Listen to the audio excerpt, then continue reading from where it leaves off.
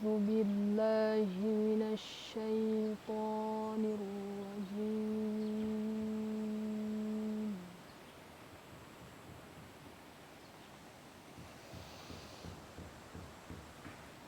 بسم الله الرحمن الرحيم.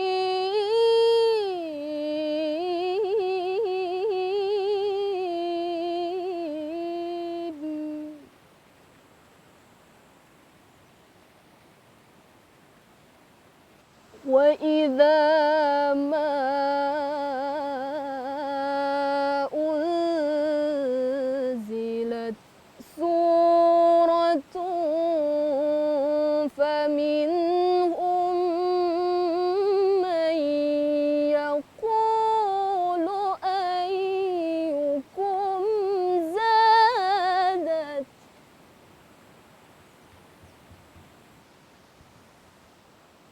فمنهم من يقول أيكم زادته هذه إيمانا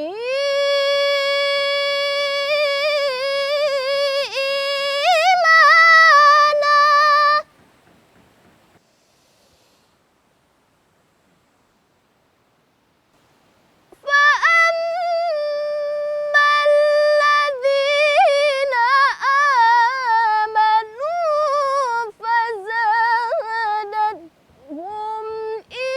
إيمانا وهم يستبشرون. فأما الذين آمنوا فزادتهم إيمانا وهم يستبشرون.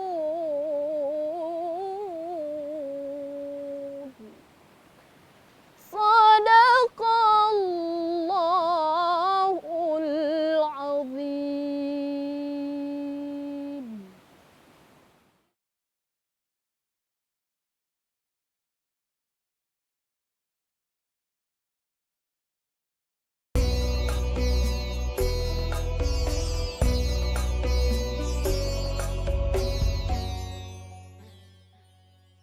Bismillahirrahmanirrahim. Assalamualaikum warahmatullahi wabarakatuh. Alhamdulillah. Alhamdulillahilladzi nazzala al-furqana ala 'abdihi liyakuna lil 'alamin nadhira.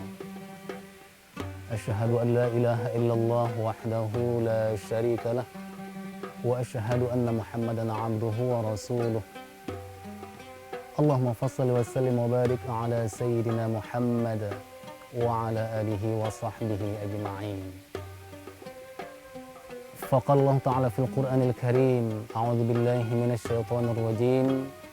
Bismillahirrahmanirrahim.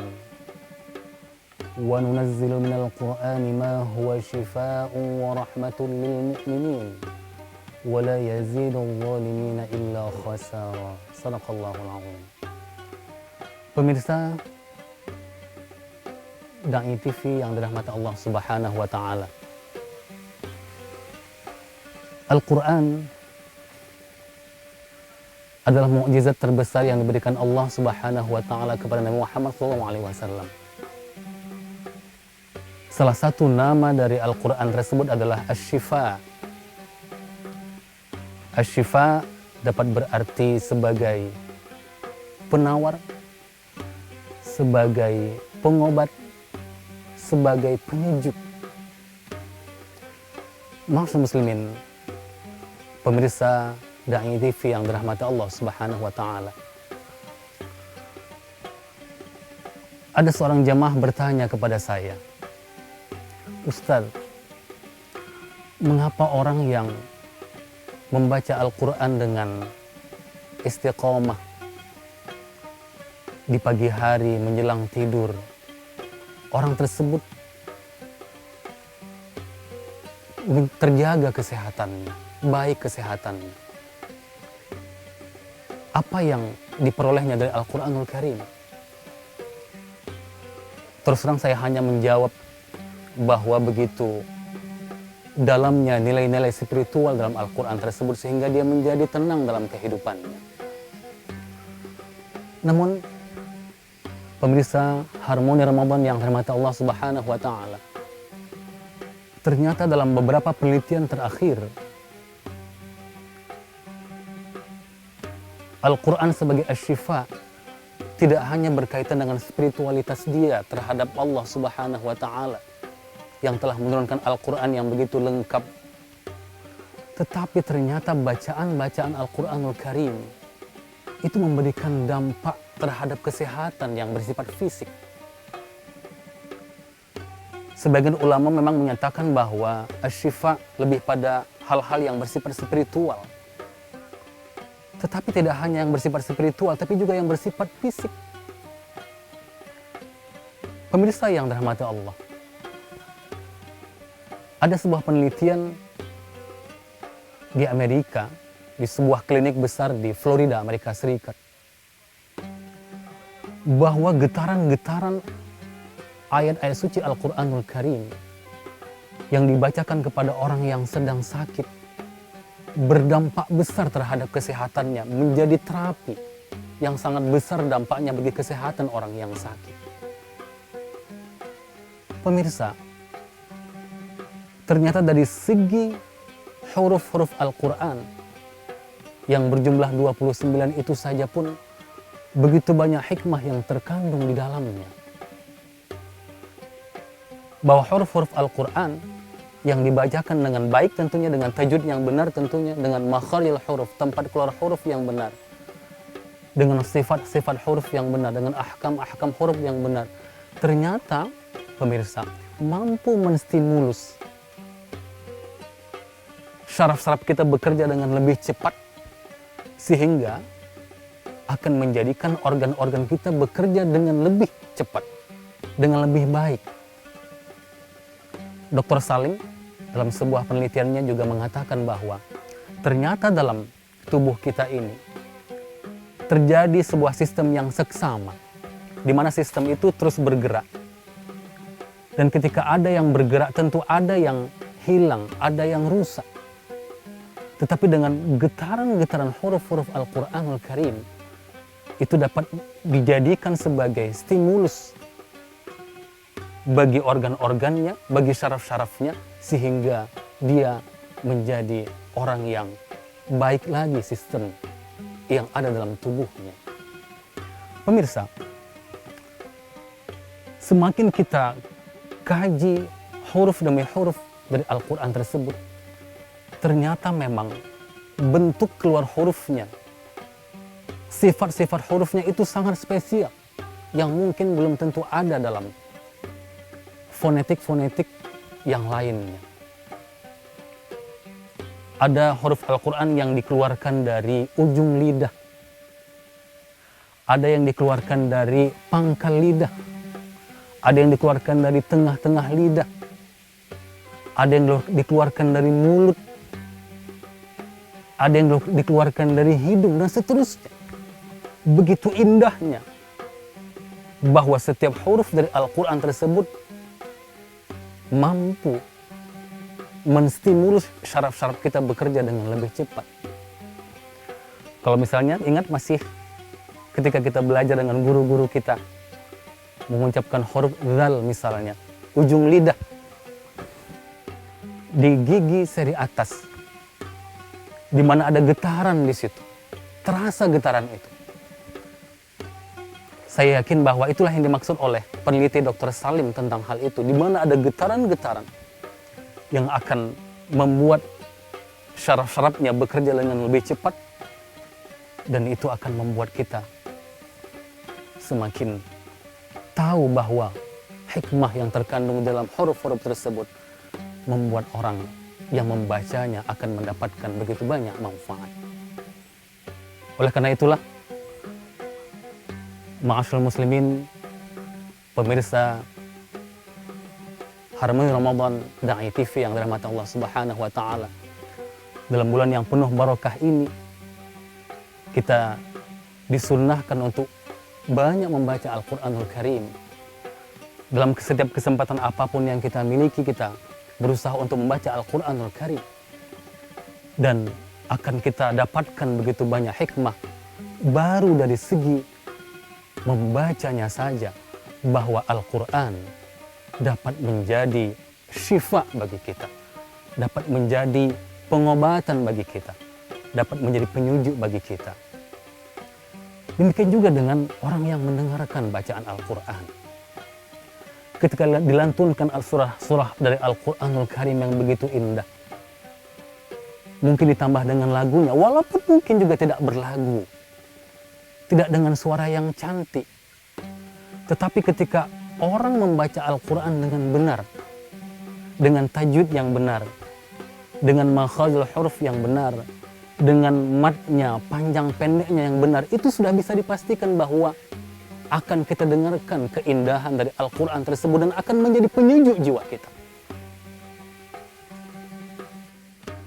Tidak sedikit orang yang ketika mendengarkan bacaan Al-Quran, walaupun dia mungkin belum tentu tahu tentang apa itu makna dari apa yang dibaca, tapi mengucur air matanya, sejuk hatinya, tenang pikirannya. Dan begitu indah rasanya dunia ini ketika dia mendengarkan lantunan-lantunan dari ayat-ayat suci Al-Quranul Karim. Tentu lagi-lagi dengan hukum-hukum yang benar, dengan tajwid yang benar. Oleh karena itulah Allah Subhanahu wa taala mengatakan, "Warattilil Qur'ana tartila." Bacalah Al-Quran dengan tartil, dengan ilmu tajwid yang benar. Oleh karena itu dalam bulan Ramadan ini kita disuruh oleh Nabi Muhammad SAW, Rasul kita, untuk tadarus. Tadarus berarti bukan hanya membaca, tapi mempelajari. Mempelajari bacaan-bacaan Al-Quranul Karim. Bagaimana cara membaca huruf demi huruf, kalimat demi kalimat, ayat demi ayat dari Al-Quran tersebut. Sehingga kita akan mendapatkan barokah, akan mendapatkan hikmah, akan mendapatkan manfaat yang sangat luar biasa.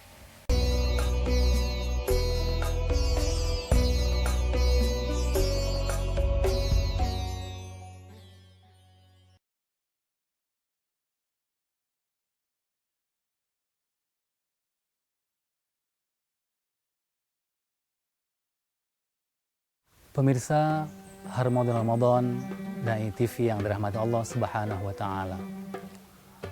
Menariknya,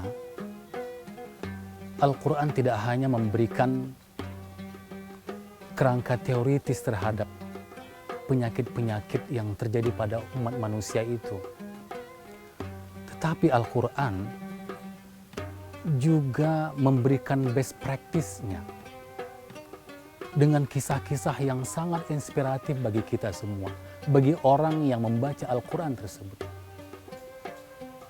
Penyakit-penyakit hati, penyakit-penyakit modernitas hari ini misalnya. Seperti yang saya sampaikan tadi, misalnya berkaitan dengan penyakit yang berkaitan dengan materialisme. Allah mencontohkan dengan kisah Qarun yang sangat matre, yang sangat mendambakan hal-hal yang bersifat materialisme. Qarun mengumpulkan hartanya yang begitu banyak. Tetapi akhirnya apa? Akhirnya Qarun justru dilaknat oleh Allah Subhanahu wa taala dengan menenggelamkannya ke bumi. Orang-orang Bani Israel sesungguhnya juga adalah orang-orang yang bersifat materialisme. Ingin melihat sesuatu itu nyata. Kalau nggak nyata, nggak yakin mereka. Dalam Al-Quran disebutkan, wa idza qultum ya Musa lan nu'mina laka hatta narallaha jahra. Sampai Tuhan saja pun mereka ingin melihatnya secara nyata. Kalau nggak nyata, nggak yakin mereka. Ini penyakit yang juga terjadi pada saat sekarang ini, pada zaman modernitas ini sesungguhnya. Nah, oleh karena itu Al-Quran telah memberikan kerangka teoritik dan kerangka praktisnya. Bagaimana sesungguhnya kita mengobati penyakit-penyakit modernitas yang terjadi pada saat sekarang yang mungkin kita rasakan juga sendiri. Berkaitan dengan harta, Allah sudah memberikan guidance kepada kita bahwa harta itu sesungguhnya bukanlah milik kita, ma'asyiral muslimin, pemirsa. Walaupun sungguh bahwa kita yang mencarinya, kita yang letih, kita yang capek, tetapi sungguhnya harta itu bukan milik kita, karena Allah lah yang punya harta seluruhnya. Allah lah yang punya langit dan bumi ini. Lalu, mengapa kita merasa bahwa apa yang kita cari itu adalah milik kita sepenuhnya? Dan ketika ada yang hilang kita merasa gelisah, merasa gundah gulana. Itulah penyakit yang Allah Subhanahu wa Ta'ala telah sampaikan dalam Al-Quran untuk diobati penyakit itu. Betapa banyak orang yang tergila-gila pada harta. Tidak kenal lagi yang berkaitan dengan ibadah kepada Allah, berkaitan dengan sosial, berkaitan dengan hubungan dengan sesama, karena disibukkan dengan harta itu. Dan itulah sesungguhnya yang telah dicontohkan Allah dalam Al-Quran melalui kisah Qarun yang begitu banyak hartanya tapi tidak mendapatkan apa-apa. Apa yang ditawarkan Al-Quran berkaitan dengan itu? Al-Quran menyuruh kita untuk berinfak, bersedekah, berwakaf. Kenapa? Karena itu sesungguhnya adalah obat untuk menyembuhkan penyakit yang terikat dengan harta tadi, terikat dengan hal yang bersifat materi. Menarik, pemirsa. Allah menyebutkan bahwa barang siapa yang meminjamkan harta kepada Allah, may yuqridullaha qardan hasana. Barang siapa yang meminjamkan hartanya kepada Allah, emangnya Allah butuh harta kita? Tidak. Tapi Allah merepresentasikan dirinya menjadi seolah-olah menjadi orang yang kekurangan dan kita menafkahkan harta itu kepada Allah. Yang pada zahirnya semuanya adalah orang-orang yang papa, orang-orang yang tidak mampu. Dan Allah menggaransi, fayudha'ifahu lahu ad'afan katsira. Allah akan melipat gandakan harta itu. Bahwa penyakit gila harta, penyakit materialisme bukan diobati dengan memperbanyak hartanya, tapi justru menyedekahkannya, meminjamkannya kepada Allah melalui orang-orang yang papa tersebut, dan Allah menggaransinya dengan memberikan harta yang berlipat ganda. Pemirsa dan TV yang dirahmati Allah Subhanahu wa Ta'ala, penyakit kedua yang terjadi secara mayoritas kepada orang-orang yang modern saat sekarang ini adalah penyakit hedonisme, penyakit yang bersifat keduniawan, di mana bahwa hidupnya tak terarah, hidupnya seolah-olah akan hidup selamanya di dunia ini. Penyakit ini sesungguhnya sudah terjadi pada sejak zaman dahulu. Ada orang yang tergila-gila kepada kehidupan dunia dan tidak tahu arah hidupnya mau kemana. Dia berjalan terus, berjalan, dan dia tidak tahu kemana ujung dari perjalanan hidupnya tersebut. Sehingga yang terjadi adalah kenestapaan dalam kehidupannya. Gelisah, tak tahu arah mau kemana. Harta mungkin banyak dia miliki. Mungkin dia juga punya jabatan. Dia punya anak, punya istri, punya relasi yang begitu luas. Tapi ada kehampaan dalam hidupnya. Kenapa? Karena dia tidak tahu bahwa sesungguhnya dia adalah manusia akhirat. Bukankah kita dari keturunan Adam alaihissalam yang sesungguhnya adalah orang kampung surga, yang hidup di surga. Lalu dia dicampakkan ke bumi dan akan kembali balik kampung nanti ke surga atau ke neraka. Jangan merasa bahwa kita menjadi orang dunia saja. Bahwa benar kita adalah orang dunia karena kita hidup di dunia ini. Tapi sungguh bahwa alamat asli kita bukan di dunia. Alamat asli kita justru di akhirat. Apakah di surga atau di neraka? Apakah kita kekal dalam surga? Atau sebaliknya kita kekal dalam neraka? Atau mungkin juga akan dicuci di dalam neraka baru ke surga. Tinggal pilihan kita.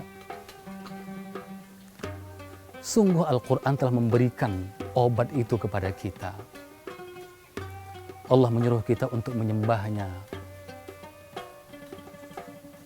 Ya ayuhan nas, u'budu rabbakum. Wahai manusia, sembahlah Tuhanmu. Bahwa hidup kita ini sesungguhnya adalah ladang amal ibadah. Ladang untuk menyembah Allah Subhanahu wa ta'ala. Di mana kita nanti akan balik ke kampung halaman kita. Dan insya Allah kita akan melihat wajah Allah Subhanahu wa ta'ala. Yang merupakan kenikmatan yang paling tinggi didapatkan oleh orang yang beriman kepada Allah Subhanahu wa ta'ala. Kehancuran orang-orang terdahulu yang dikisahkan oleh Al-Quran, katakanlah seperti Fir'aun la'natullah, Qarun la'natullah, Haman yang merupakan orang yang sangat intelektual, yang mengeluh-elukan kemampuan otaknya, Qarun yang mengeluh-elukan kemampuan hartanya, Fir'aun yang mengeluh-elukan kemampuan atau kerajaan yang begitu besar kekuasaannya, justru tetap akan menjadi tanah, akan dikuburkan, akan ditanam, akan disiksa oleh Allah Subhanahu wa ta'ala. Al-Quran telah memberikan tips kepada kita untuk mengobati itu. Jangan sampai kita bagian dari orang-orang yang tidak tahu arah hidup kita kemana. Bahwa harta yang kita cari, jabatan yang kita dapatkan, atau apapun yang kita peroleh dalam kehidupan dunia ini, bukan untuk kepentingan yang sesaat ini, tapi kita punya kepentingan yang jauh ke depan, yang tidak akan habis-habisnya. Hum fiha khalidun. Mereka akan tinggal di dalamnya selama-lamanya. Apakah di surga atau di neraka? Jauhkan Allah. Mudah-mudahan kita bagian dari orang-orang yang akan tinggal di dalam surga Allah Subhanahu wa ta'ala selama-lamanya. Dengan apa? Dengan cara kita mengambil ibrah dari Al-Quran. Karena kita tahu bahwa Al-Quran adalah asyifa, pengobat jiwa-jiwa kita yang gelisah, yang resah dan sebagainya. Mudah-mudahan kita termasuk orang-orang yang dipilih oleh Allah Subhanahu wa ta'ala, mampu menangkap hikmah Al-Quran yang asyifa itu, sehingga penyakit-penyakit kita akan mampu disembuhkan oleh Allah Subhanahu wa ta'ala melalui Al-Quranul Karim. Demikian, terima kasih pemirsa. Mohon maaf atas segala kekurangan. Wassalamualaikum warahmatullahi wabarakatuh.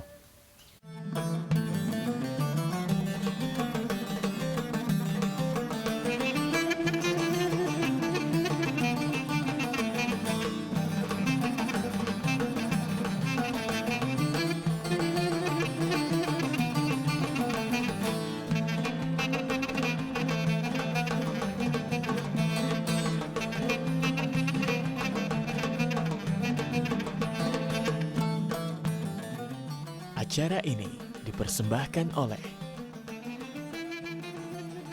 dan didukung oleh